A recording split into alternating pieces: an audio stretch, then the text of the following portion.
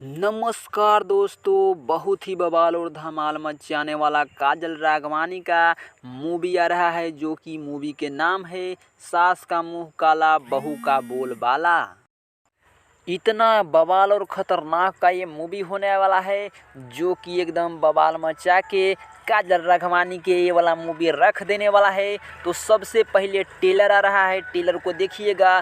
बवाल और धमाल मचाने वाला ये ट्रेलर दिखाई दे रहा है, क्योंकि काजल राघवानी का इसमें इतना लोक झोंक और बवाल नज़र आने वाली है, जो कि भैया काजल राघवानी का मूवी तो एकदम ब्लास्ट ही रहता है। तो देखना ना भूलिएगा।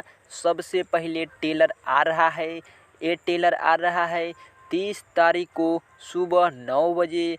एकदम बवाल और ख़तरनाक मचाने वाला ये ट्रेलर है, क्योंकि बहुत जल्द मूवी आ रहा है, इसलिए ट्रेलर को जाके देखिएगा ज़रूर। सुबह 9 बजे आ रहा है 30 जुलाई को इंटरटेनमेंट लाइक यूट्यूब चैनल पर।